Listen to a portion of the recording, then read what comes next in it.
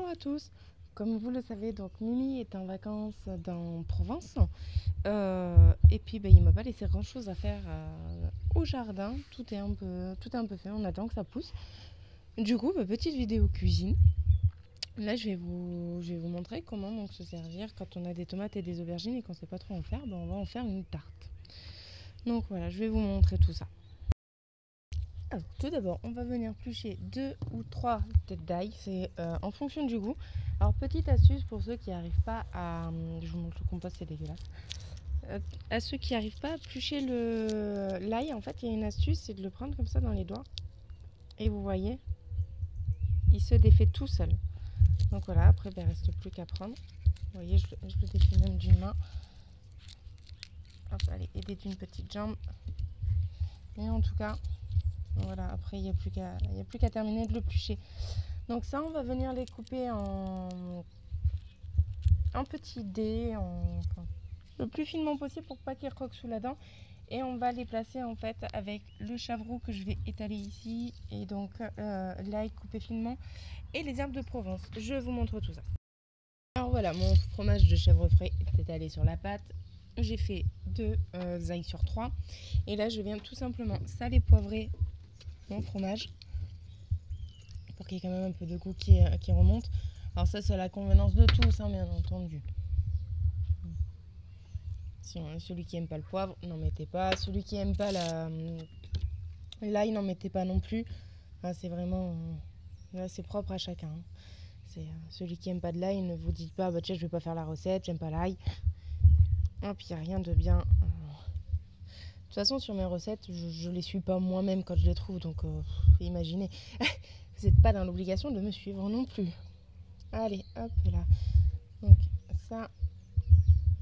Et je vais me rincer les mains et je vais mettre donc les herbes de Provence. J'arrive de suite. Hop, et voilà, j'en suis donc au stade des herbes de Provence faites maison.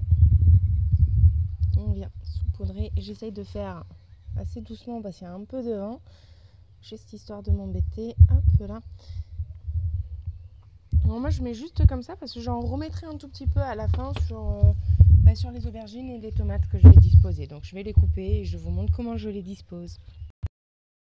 Donc là vous voyez l'aubergine juste tranchée en rondelles, finement, assez finement, histoire de vous faire pas mal de rondelles. Et on vient les disposer en fait comme toute tarte en fait. Hein.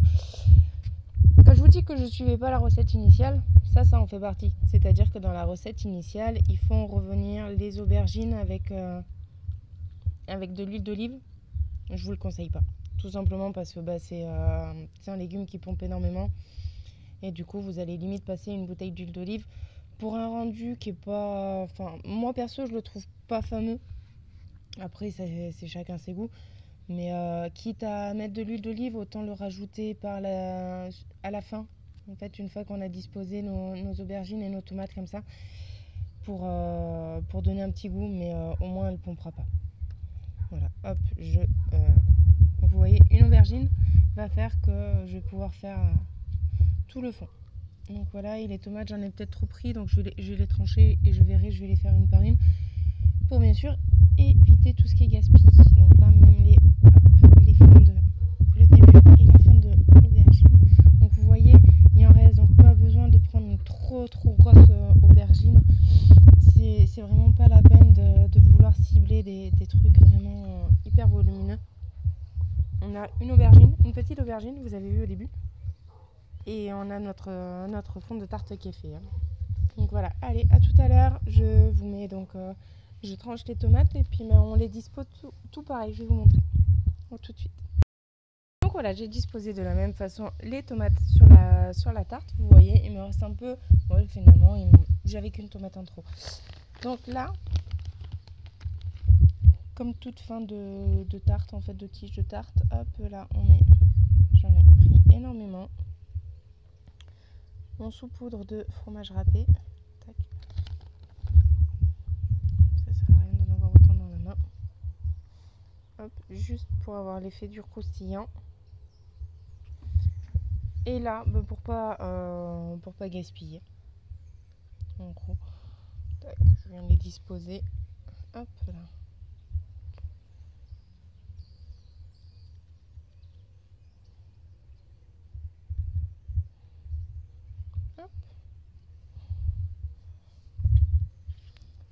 Et vous voyez, le dernier rail, et ben, il va me servir pour en remettre dessus également. Hop. J'en mets deux partout à côté. C'est pas simple de faire des vidéos seul, je vous le dis. D'ailleurs, ça doit se voir, je pense, parce que ça doit pas être simple pour vous non plus. Hop. Et on va remettre un tout petit peu d'herbe de Provence, comme au début.